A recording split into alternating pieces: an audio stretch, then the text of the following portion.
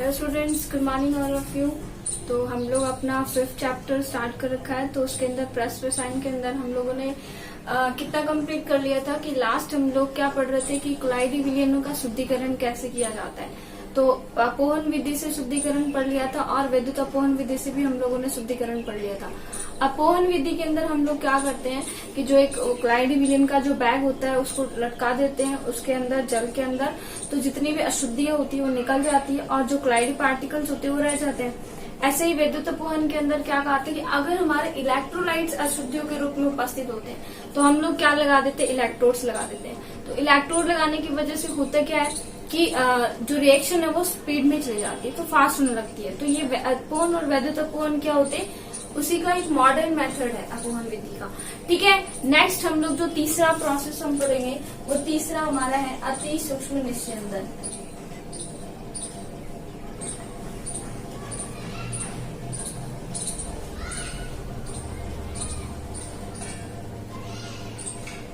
Ultra filtration process होती है। तो इस प्रोसेस के अंदर हम लोग क्या करते हैं, नॉर्मल जो हमारा फिल्टर पेपर होता है हम उसको किसी भी जिलेटिन या उसके विलयन के अंदर डुबो लेते हैं और फिर उसको सुखा देते हैं। ठीक है, नॉर्मल जो फिल्टर पेपर होता है उसमें जो छेद होते हैं वो थोड़े से बड़े होते हैं। तो जैसे उसको जिलेटिन के विलयन में आप डुबोगे तो उसका जो पोर्स है, छेद है, उनका साइज क्या हो जाएगा, छोटा हो जाएगा।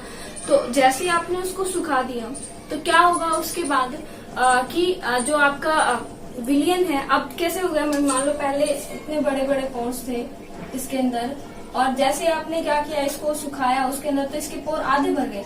तो इनके पोर्स का साइज क्या हो जाता है, छोटा हो जाता है। तो क्या होगा, अब इन पोर्स, अब इस फिल्टर पेपर से हम लोग क्या करेंगे, क्लोराइड विलयन को क्या करेंगे, प्रोवाइड करेंगे। तो क्लोराइड विलयंस में जो अशुद्धियां हैं, जो अशुद्ध पार्टिकल्स हैं, वो क्या होंगे, इस फिल्टर पेपर से छन कर नीचे आ जाएंगे और जो आपका क्लोराइड पार्टिकल्स है वो क्या रहेगा, यहीं पर रहेगा।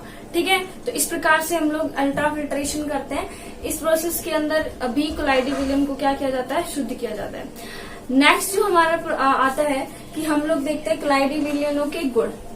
ठीक है, 3 प्रोसेस हो गई, तीनों कंप्लीट हो गए। उसके बाद एक क्लोराइड विलयन के गुण क्या क्या है। ठीक है, क्लोराइड विलयनों के गुण की बात करें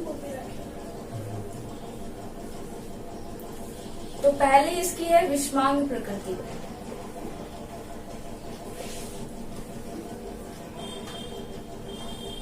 तो आप लोग को पहले भी बताया था कि जो इसकी प्रकृति होती है वो कैसी होती है, विषमांग होती है। इसके अंदर जो हाइड्रोजीनियस मिक्सचर बनता है इसके अंदर पूर्णतः ये क्या नहीं होते, डिसॉल्व नहीं होते हैं। तो इनकी प्रकृति कैसी होती है, विषमांग होती है। 2 टाइप के इसके अंदर माध्यम उपस्थित होते हैं। दूसरी अगर हम बात करें तो ये अस्थिर विलयन होते हैं, क्योंकि देखो अगर द्रवस्नेही क्लोराइड है, द्रवस्नेही के अंदर दोनों जो आपके प्रक्षिप्त प्रावस्था यानी कि डिस्पर्ज फेज और डिस्पर्जन मीडियम, इन दोनों के बीच में क्या होगा, अट्रैक्शन होगा। किसके, कौन से में, द्रवस्नेही में।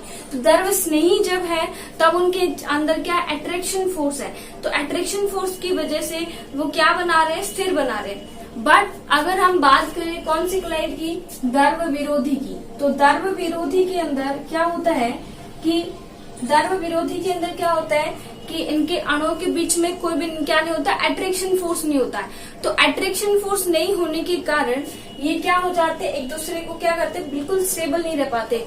और अगर हमने गलती से थोड़ा सा भी इलेक्ट्रोलाइट इनके अंदर डाल दिया तो ये क्या हो जाते हैं, स्कंदित। पहले भी हम लोग पढ़ चुके कि द्रवस्नेही को स्कंदित करने के लिए बहुत ज्यादा इलेक्ट्रोलाइट्स की आवश्यकता है, जबकि द्रव विरोधी स्कंदित आसानी से हो जाते हैं। क्यों, क्योंकि इनके अणुओं के बीच में क्या नहीं होता, अट्रैक्शन फोर्स नहीं होता है। ठीक है, तो ये कैसी प्रकृति के होते हैं, आपके अस्थिर प्रकृति के भी होते हैं। नेक्स्ट अगर हम बात करें तो आता है हमारा रंग।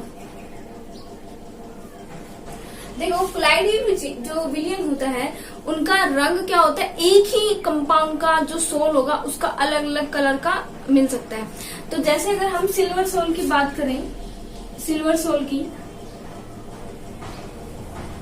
तो सिल्वर सोल भी अलग अलग साइज के अंदर, देखो क्या होता है, देखो सुनो, पहले रंग किस वजह से प्रदर्शित करते हैं, जो क्लोराइड पार्टिकल्स होते हैं, क्लोराइड पार्टिकल्स की साइज थोड़ी सी क्या होती है, मेजरेबल होती है, मेजर कर सकते हैं। तो वो क्या करते हैं, लाइट को अब्सॉर्ब कर सकते हैं, उनको डिस्ट्रैक्ट कर सकते हैं। ठीक है, उनमें क्या हो सकता है, डिफ्रैक्शन, प्रकीर्णन बोल सकते हो आप। ठीक है, तो ये प्रकीर्णन की वजह से वो क्या होते हैं, स्कैटरिंग ऑफ लाइट होती है। तो लाइट की स्कैटरिंग की वजह से वो क्या दिखाते हैं, कलर दिखाते हैं। ठीक है, अब क्या होगा कि अगर देखो इनका जो कलर, अब आप लोग सोचोगे कि सिल्वर का सॉल है, तो सिल्वर का सॉल है तो आपको पता है कि एक ही कलर का होना चाहिए। लेकिन अगर आपने सिल्वर के सॉल में जो कणों का साइज है, जो क्लाइडी पार्टिकल है, उनका साइज अगर आपने अलग अलग रखा है तो उसका विलयन भी कैसा होगा, अलग अलग कलर का होगा।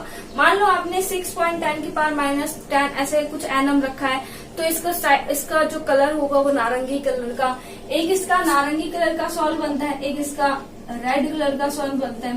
ठीक है, तो इस प्रकार से इसके सॉल्व प्राप्त होते हैं। ऐसे अगर हम बात करें गोल्ड की, तो गोल्ड में भी क्या होते हैं, अलग अलग क्या होते हैं, अलग अलग साइज के अगर हम लोग लेंगे, अगर गोल्ड के बड़े बड़े पार्टिकल्स लिए तो वो गोल्ड कलर का दिखेगा। बट अगर मान लो आपने क्या के लिए थोड़े से उसके साइज को छोटा कर दिया, तो साइज जैसे जैसे छोटा करते जाओगे वैसे वैसे उसका रंग हल्का होता जाएगा। तो पहले रेड होता है, फिर नारंगी, फिर ऐसे पर्पलिश के अंदर वो उसका विलयन क्या होता रहता है, वॉयलेट के अंदर क्या होता रहता है, चेंज होता रहता है।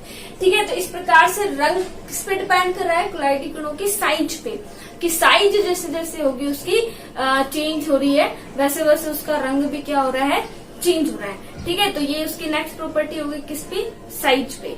ठीक है, अगर हम लोग उससे भी नेक्स्ट बात करें तो नेक्स्ट आता है इसका एक स्पेशल कैरेक्टर है ब्राउनी गति।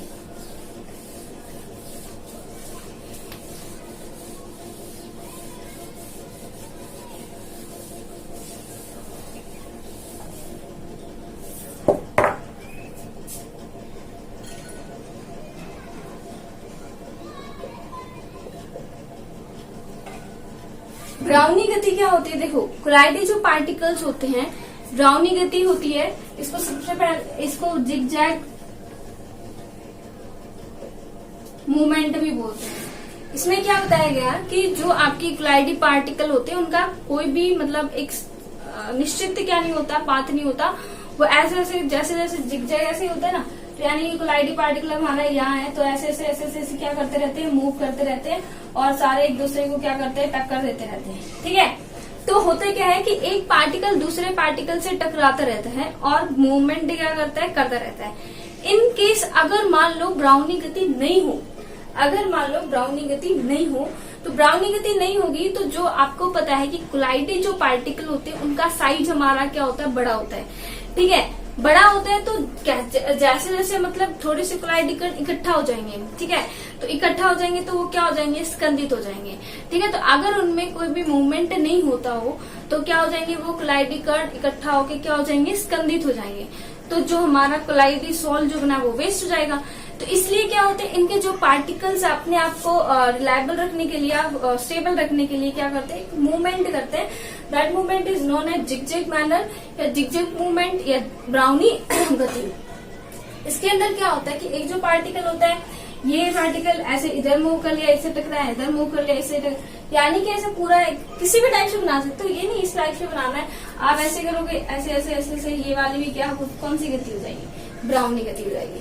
ठीक है, अब देखिए अगर क्लाइडी कणों के आकार पे बात करें तो अगर क्लाइडी कणों का आकार छोटा है, ठीक है, अगर क्लाइडी कणों का आकार छोटा है तो ब्राउनी गति तेज होगी।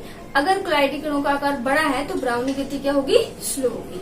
ठीक है, तो क्लाइडी कणों के आकार पे भी क्या करती है, डिपेंड करती है क्या, ब्राउनी गति।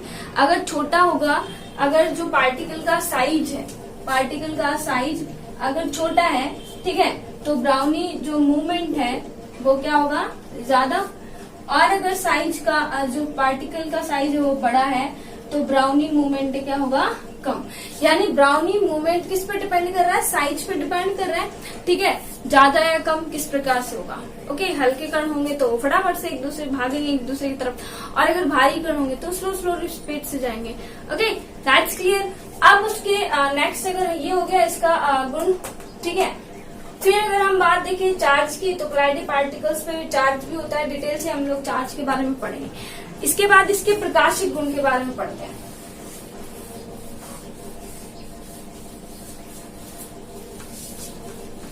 ये लाइट की तरफ क्या मतलब इनका रिएक्शन होता है। ठीक है, तो देखो प्रकाश शिक गुण के अंदर आता है हमारा टिंडल प्रभाव।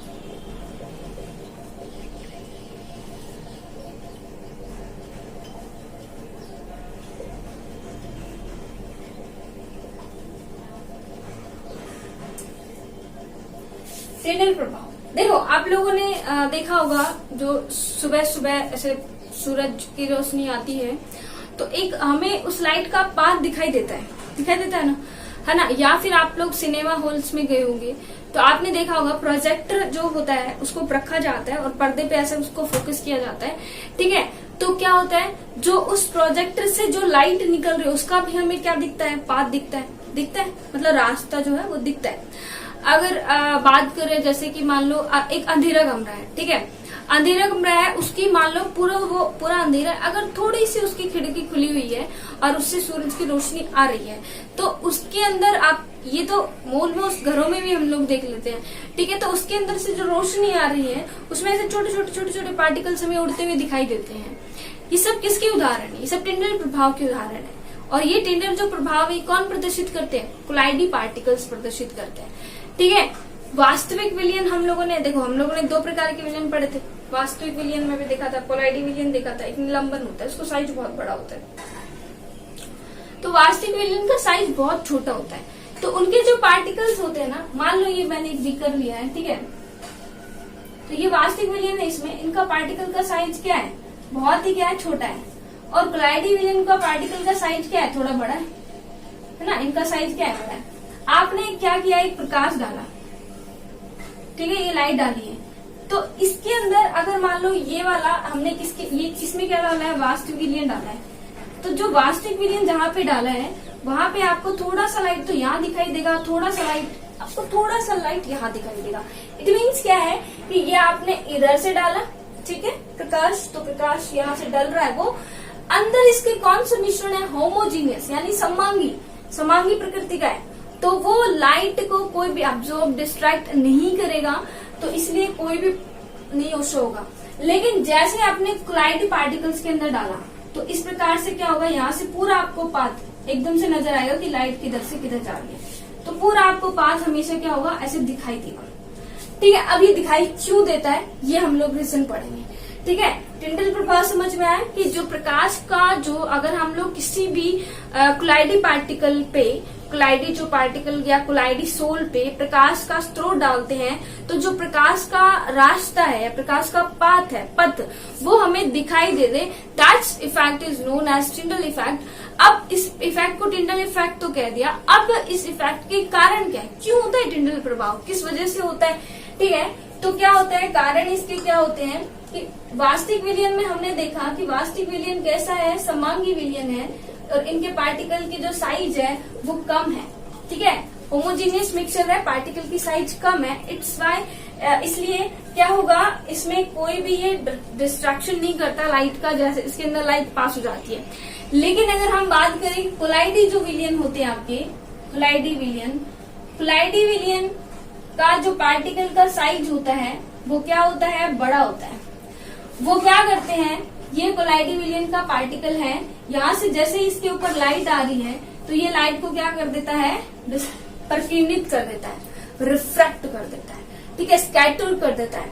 ठीक है, तो स्कैटरिंग ऑफ लाइट की स्कैटरिंग की वजह से क्या दिखाई देता है हमें, उसका जो पाथ है वो हमें क्या दिखाई देता है, स्पष्ट रूप से शो होता है कि यस यहाँ से क्या जा रही है, लाइट जा रही है। तो कारण क्या हुआ कि जो आपका बोल सकते हैं हम लोग, कोलाइडी जो पार्टिकल है वो प्रकाश का क्या कर देते हैं, प्रकीर्णन कर देते हैं, लाइट का स्कैटरिंग कर देते हैं, जिस वजह से क्या होती है, हमें प्रकाश का जो पुंज है वो स्पेशली दिखाई देता है कोलाइडी विलयन में से। ठीक है, तो आप उसके लंबवत, और देखो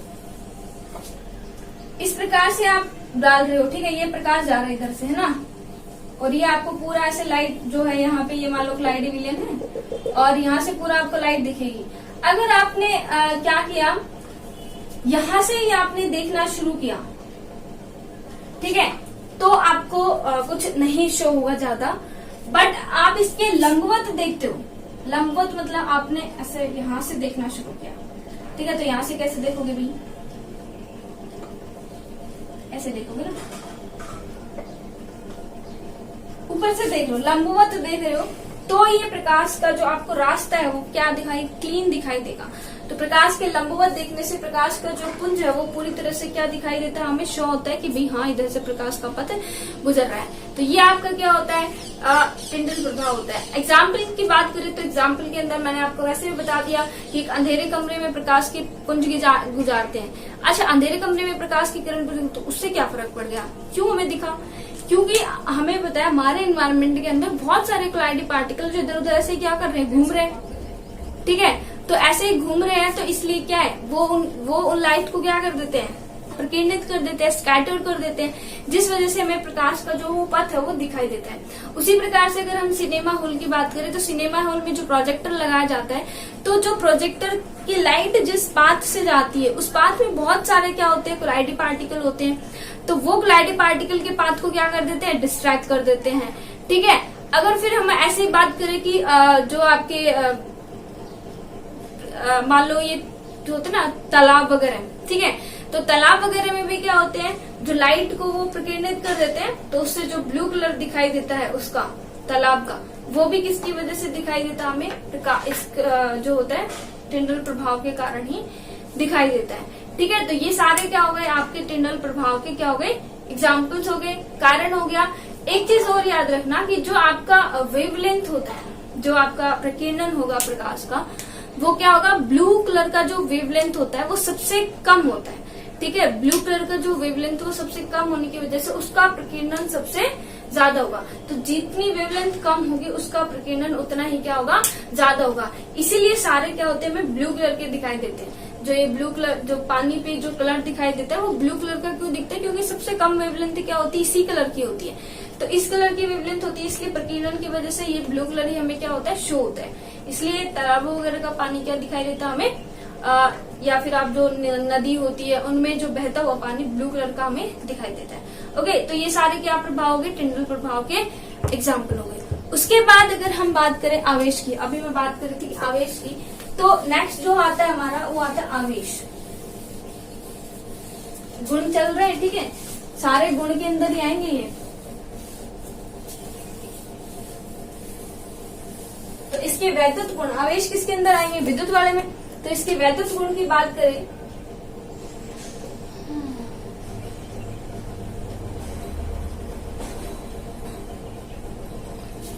तो एक चीज देखना कि जो क्लाइडी विलयन होता है उसके अंदर दो चीजें होती है, एक होता है आपका डिस्पर्ज फेज और एक होता है डिस्पर्जन मीडियम, ठीक है। याद रखना क्लाइडी विलयन हमेशा जो भी ये दोनों होंगे इन दोनों पे आवेश क्या होगा, दोनों को बैलेंस करता रहेगा। तो अगर हम टोटली बात करें तो टोटली जो विलयन मिलेगा हमें वो कैसा मिलेगा, हमें न्यूट्रल यानी उदासीन, यानी कि जितना इस पे चार्ज होगा उसके अपोजिट चार्ज डिस्पर्जन मीडियम के अंदर होगा और इक्वल अमाउंट में होगा, ठीक है। तो कम्प्लीटली जो आपका क्लाइडी सोल्यूशन बन जाता है वो क्या बनता है, इलेक्ट्रिकली न्यूट्रल बन जाता है।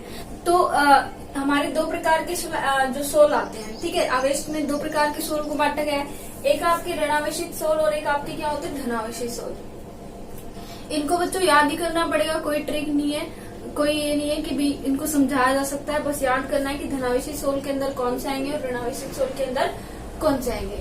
धनावेशित सोल के अंदर जो आपके धात्विक ऑक्साइड हैं और मैथिलीन ब्लू हीमोग्लोबिन, ये सारे आपके धनावेशित सोल होते हैं। ऋणावेशित सोल में धातु के जो सोल होते हैं वो धातु सल्फाइड, मिट्टी, स्टार्च, जिलेटिन, अम्लीय रंजक में कांगो रेड, ये सारे आपके क्या होते हैं, सोल के उदाहरण है, ठीक है। इनका कोई ऐसे ट्रिक वगैरह तो है नहीं, आप इनको याद ही करना पड़ेगा, आपको याद करना ही पड़ेगा और कोई ऑप्शन भी नहीं है, ठीक है। नेक्स्ट अगर हम बात करें तो देखो हमारी प्रॉपर्टीज के बारे में हो गया। प्रॉपर्टी हम लोगों ने देखो, प्रॉपर्टी फिर से बता देती हूँ, विषमांगी प्रकृति का होता है, कणों का साइज आकार क्या होता है, अलग अलग आकार का होता है। दूसरा इसमें अस्थिर होते हैं ये, ठीक है, स्थिर नहीं होते क्योंकि धर्म विरोधी क्लाइड में कोई अट्रैक्शन फोर्स ही नहीं मिलता तो स्थिर भी नहीं होते हैं। तीसरा अगर हम बात करें तो हमने क्या किया था, अच्छा एक पृष्ठीय सतही क्षेत्रफल रह गया था, क्योंकि हम लोगों को पता है कि जो यहाँ पे इनका सतही क्षेत्रफल क्लाइडी पार्टिकल्स का साइज बड़ा होता है, सतही क्षेत्रफल ज्यादा होता है, दैट्स वाई ये उत्तम अधिशोषक का काम करेंगे। क्योंकि देखो सतही क्षेत्रफल ज्यादा होगा तो अधिशोषक भी वहां पे क्या होगा, ज्यादा होगा। ठीक है, अब अगर हम बात करें तो नेक्स्ट अगर आएगा तो नेक्स्ट हम लोगों की प्रॉपर्टी कौन सी थी? नेक्स्ट प्रॉपर्टी हमारी थी कि जो हम लोगों ने क्या पढ़ा था, उसके विद्युत ब्राउनी वाला मूवमेंट। ब्राउनी मूवमेंट में क्या दिखाते हैं कि कोलाइडी कण अलग अलग जिगजैग मैनरिज्म के अंदर मूवमेंट दिखाते हैं। उससे नेक्स्ट अगर हम लोगों ने बात की तो उससे नेक्स्ट हम लोगों ने बात की थी कि उनपे आवेश की, तो अभी हम लोगों ने बात की उससे टिंडल प्रभाव वाले प्रकाशिक गुण। तो प्रकाशिक गुण के बारे में हम लोगों ने पढ़ लिया। टिंडल प्रभाव प्रदर्शित करते हैं, किस वजह से प्रदर्शित करते हैं? लाइट की स्कैटरिंग की वजह से। ओके, लाइट की स्कैटरिंग होती है, उदाहरण हम लोगों ने पढ़ लिया। नेक्स्ट विद्युत गुण के बारे में पढ़ा। तो विद्युत जो गुण होते हैं वो क्या होते हैं कि इनमें इलेक्ट्रिकली न्यूट्रल होते हैं। ठीक है, तो उसके बाद अगर बात करें, दो टाइप के सोल बनते हैं हमारे पास, एक ऋणावेशित सोल, एक धनावेशित। धनावेशित सोल के अंदर ये आ जाएंगे, ऋणावेशित सोल के अंदर ये आ जाएंगे। तो ये आपका इस प्रकार से क्या हो गया, गुण क्या हो गए, सारे कंप्लीट हो गए। नेक्स्ट अगर बात करें तो एक जो इसका गुण है सतही क्षेत्रफल वाला बता दिया। ठीक है, नेक्स्ट अगर हम बात करें कि जो इस पे आवेश है वो आवेश उत्पन्न होने के कारण क्या है, कि जो कोलाइडी पर जो आवेश है उनके क्या क्या कारण है, आवेश किन कारणों से उत्पन्न हुआ है। ठीक है, तो क्या होता है कि कोलाइडी जो पार्टिकल होते हैं उनके आपस में क्या होता है, घर्षण होता है। अगर एक दूसरे के बीच में कोलाइडी पार्टिकल्स में घर्षण होता है तो उस वजह से भी क्या होता है, आवेश उत्पन्न हो सकता है। तो पहला कारण तो क्या बोल सकते हैं हम लोग, घर्षण की वजह से। It's not that too much important, बहुत ज्यादा इम्पोर्टेंट कारण नहीं है ये। दूसरा अगर हम बात करें तो दूसरा होता है कि जो सतही क्षेत्रफल, सतही जो अणु होते हैं उनका विघटन हो जाता है। जैसे आप लोगों ने मैंने आपको मिसाइल्स के बारे में पढ़ा है कोलाइडी के अंदर। ठीक है, तो उसका सूत्र क्या था, साबुन का C17H35COO Na, ये वाला फॉर्मूला हम लोगों ने पढ़ा था। अब इसके अंदर सतह वाले अणु क्या से विघटन हो जाएंगे कि इसमें अगर हम लोगों ने रिएक्शन की थी तो ये वाला हुआ था C17H35COO negative plus Na positive, ये वाला बना था हमारा। ओके, अब देखिए यहाँ पे ये वाला इसका जो पार्ट है ये हम लोगों ने क्या बोला था, हाइड्रोकार्बन पार्ट,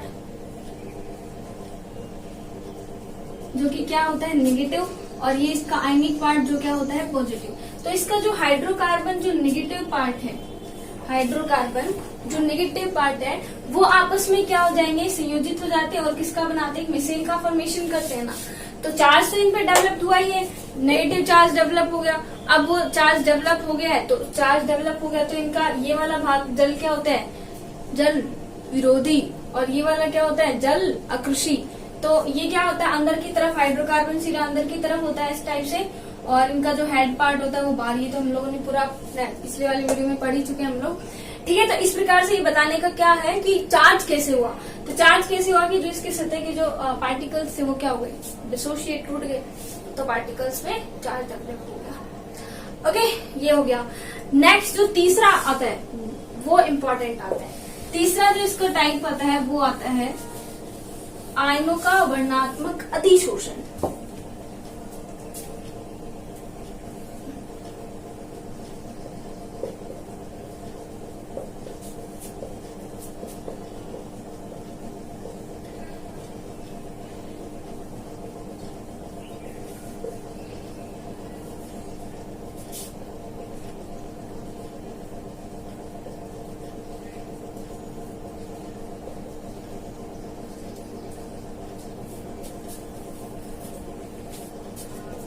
आयनों का वर्णात्मक अधिशोषण। देखो आयन्स क्या होंगे, देखो कोलाइडी विलयन में डिस्पर्स फेज होता है, डिस्पर्जन मीडियम होता है। हम लोग क्या करते हैं, किसी भी जो आपका ऑक्साइड्स होता है उसको जल के अंदर या किसी सोल्यूशन के अंदर डिसॉल्व करते हैं, और उसके बाद कोलाइडी सोल हमें क्या होता है, प्राप्त होता है। अब मैंने आपको बताया कोलाइडी सोल दो प्रकार का प्राप्त हो सकता है, या तो ऋणावेशित सोल या धनावेशित सोल, दो प्रकार का प्राप्त हो सकता है। अब कौन सा कैसे प्राप्त होगा ये हम लोग पढ़ेंगे। ठीक है, सपोज करो कि आपने क्या किया, ये आपको तभी समझ आएगा, पहले एक एग्जाम्पल से समझते हैं, उसके बाद आपको जब एग्जाम्पल समझ आ जाएगा तो ये समझ आ जाएगा कि वर्णात्मक का मतलब क्या होता है, सिलेक्टिव का मतलब क्या, जो एक स्पेशली उसी को चूज करना है, इसका मतलब क्या होता है। देखो मान लो हमने AgNO3 ये हमारा विलियन है, इसको KI विलियन में डाल रहे हैं। ये हमारा डिस्पर्ज फेज है, परिक्षिप्त प्रावस्था। परिक्षिप्त प्रावस्था यानी कि लो अमाउंट में क्या है ये, और ये हमारा क्या है डिस्पर्जन मीडियम, यानी एक्सेस अमाउंट में क्या है KI है, यानी ये क्या है प्रक्षेपण माध्यम। इतना समझ आया, आराम से सुनना। देखो AgNO3 को KI के अंदर आप लोगों ने डाला है, यानी कि KI सोल्यूशन के अंदर KI क्या है बहुत ज्यादा है, और उसके अंदर आया क्या है AgNO3। अब क्या होगा कि ये जो Ag है ये I, इस I के साथ में मिल जाएंगे और क्या बना लेंगे अवक्षेप बना लेंगे। ठीक है, I के साथ मिलकर किसका अवक्षेप बना लेंगे AgI का अवक्षेप बना लेंगे।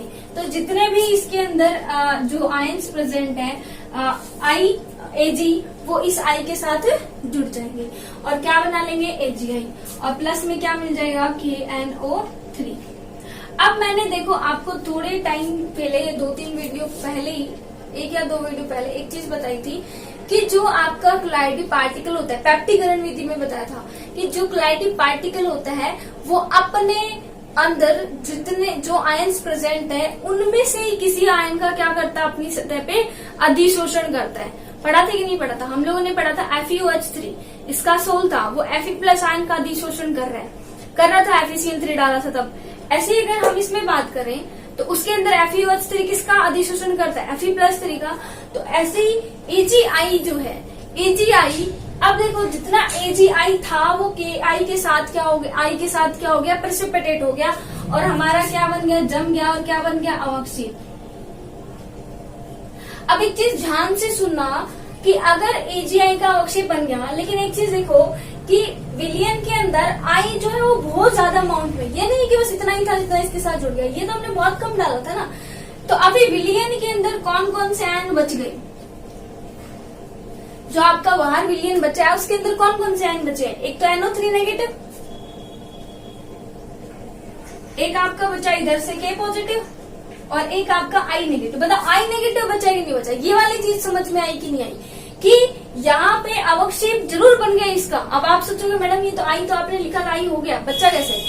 हमने I को कौन सी अमाउंट में लिया? एक्सेस अमाउंट में लिया। एक्सेस अमाउंट का मतलब बहुत ज्यादा अमाउंट में, और इस Ag को लिया लिमिटेड अमाउंट में। तो ये लिमिटेड अमाउंट का इस I के साथ क्या हो जाएगा बॉन्ड बना लेगा, बाकी के I तो क्या बच जाएंगे सोल्यूशन के अंदर, बचेंगे कि नहीं बचेंगे? बच जाएंगे। अब क्या होगा, ये वाला अपनी सतह पे अधिशोषण किस आयन का करेगा? जो इसमें से समान है। अब समान आयन का क्या करेगा? अधिशोषण। तो इन तीनों में से समान आयन कौन से हैं? इन दोनों में से समान आयन है I। तो इसलिए ये जो AgI है वो अपनी सतह पे I नेगेटिव का क्या करेगा? अधिशोषण करेगा। ठीक है, तो इस टाइप से इसका सोल बन जाएगा AgNO3। ये आपका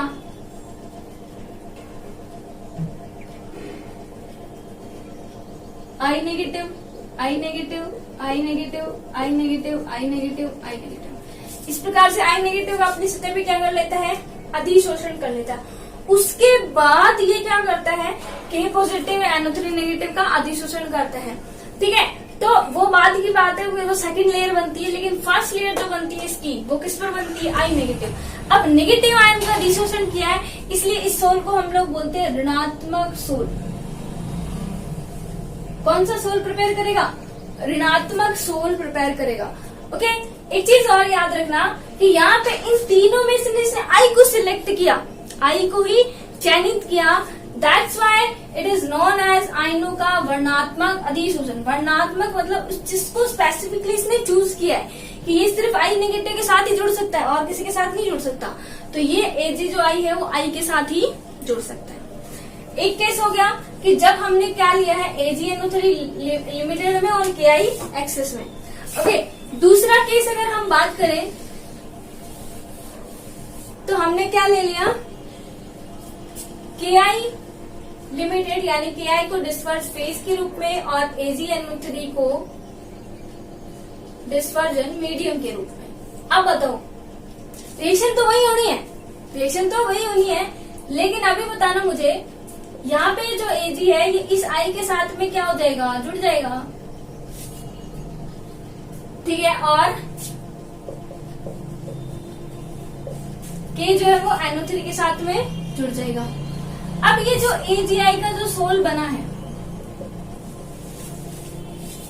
ये अपने ऊपर किसी आयन का क्या करेगा, अधिशोषण करेगा। अब मुझे एक चीज बताना कि विलयन के अंदर आपकी कौन कौन से आयन है।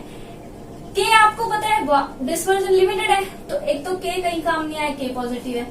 आई भी है, लेकिन आई आपको पता है कि काम कहाँ आ गया, अवक्षेप बनाने में सारा आई काम आ गया, कोई आई बचा ही नहीं है, तो आई तो आएगा नहीं। अब विलयन के अंदर कौन से Ag और NO3 नेगेटिव। अब Ag में से जितना काम में आई के साथ जुड़ सकता था वो जुड़ गया, बाकी का Ag बच गया, तो Ag प्लस और NO3 माइनस। ओके, अब यहाँ पे इसमें से समान कौन सा है, Ag। इन तीनों में से समान कौन सा है, Ag, तो इसलिए यहाँ पे सॉल्व कौन सा बनेगा, AgI Ag पॉजिटिव। तो धनात्मक का अधिशोषण कर रहा है, यानी कि जो AgI है आई आएगा, ठीक है ना। Ag जो I है वो अपने बाहर किसका अधिशोषण कर रहा है, Ag पॉजिटिव का। तो Ag पॉजिटिव का धनात्मक का अधिशोषण कर रहा है, दैट्स वाई ये कौन सा सोल आ जाएगा, धनात्मक सोल। ध्यान से सुनना एक बार फिर से कि हमने AgNO3 को फिक्स अमाउंट में लिया, Ki को एक्सेस अमाउंट में लिया, जितना Ag था वो इस I के साथ जुड़ गया, बट AgI एक्सेस अमाउंट में है इसलिए I सॉल्यूशन के अंदर बचा रह गया। तो AgI जो है वो अपने समान आयनों का अधिशोषण करेंगे, तो इन तीनों में से समान आयन है I, तो उसका अधिशोषण करेगा तो ऋणात्मक सोल बनाएगा। That's clear. नेक्स्ट अगर हम बात करें कि इसका अपोजिट हमने कर दिया कि इसको हमने क्या ले लिया, इस बार AgNO3 को एक्सेस अमाउंट में, Ki को लिमिटेड अमाउंट में लिया है, तो लिमिटेड अमाउंट का अवक्षेप बन जाएगा, तो वो तो खत्म, लेकिन ये एक्सेस में है तो ये खत्म नहीं होगा, तो इस बार समान आयन कौन सा हो जाएगा, Ag, तो उसका अधिशोषण करके कौन सा सोल बना सकता है, धनात्मक सोल बना सकता है। तो इस प्रकार से आपके धनात्मक ऋणात्मक सोल रेडी होते हैं। FeOH3 FeCl3 का सोल मैं आपको पहले भी बता चुकी हूँ कि हम लोगों ने ये रिएक्शन पहले ही कर ली थी, पेप्टाइड रिएक्शन करा था तब, कि FeOH3 और FeCl3 वाला है ना। तो इसमें क्या होगा, FeOH3 अपने ऊपर कौन से आयनों का अधिशोषण कर लेगा, Fe3 प्लस का, बताया था ना। FeOH3 अपने ऊपर कौन से आयनों का अधिशोषण करती है, Fe+3 का, और कैसा बनाती है, धनात्मक सोल। कैसा बनाती है, धनात्मक सोल बनाती है। ओके, और ऐसे ही अगर आप सिल्वर का करते हो तो सिल्वर AgNO3 का करोगे, और ये बनेगा सिल्वर। अगर आपने सल्फेट वाला भी करते हो तो सल्फाइड वाला भी, तो उसमें भी इस प्रकार से अधिशोषण होगा। एक चीज आपको समझ आ गई ना, ये वाला कैसे जुड़ा है, तो उसके बाद आगे आगे तो आप नेक्स्ट खुद ही कर लोगे। ये वाला समझ आना जरूरी है कि कौन सा ज्यादा होगा, कौन सा सोल हमें प्रिपेयर होके मिलेगा। ठीक है, अगर आपको देखो नोट्स में इस तरह से डिटेल से ना मिले तो वीडियो को थोड़ा पॉज कर करके और देख लेना। ये जो मैंने लिखा है एक्सेस अमाउंट में, लो अमाउंट में, विलियन में, ये वाले आयन उपस्थित हैं। आप लोग क्या है कि समझने के लिए साइड में आप कुछ भी अपनी भाषा में लिख सकते हो कि ये आयन उपस्थित है, क्योंकि यहाँ पर ये अवक्षेप बन गया, तो लेकिन ये एक्सेस में आई तो ये आई का अधिशोषण कर लेगा। इसी को हम लोग क्या बोलते हैं, वर्णात्मक अधिशोषण। ठीक है, क्योंकि इसने सिलेक्टिवली आई को ही चूज किया है, इसलिए इसको क्या बोलते हैं हम लोग, आयनों का वर्णात्मक अधिशोषण। ये वाला टॉपिक भी हमारा क्या हो चुका है, कंप्लीट हो चुका है। नेक्स्ट बस एक क्लास का या 2 क्लास का वीडियो बचा है, उसके बाद चैप्टर कंप्लीट हो जाएगा। तो इतने आप जो भी यहाँ तक का पढ़ा दिया गया उनको तो अच्छे से प्रिपेयर कीजिए। कुछ नहीं समझ में आता तो पूछिए, लेकिन अच्छे से नोट्स प्रिपेयर कीजिए। ओके।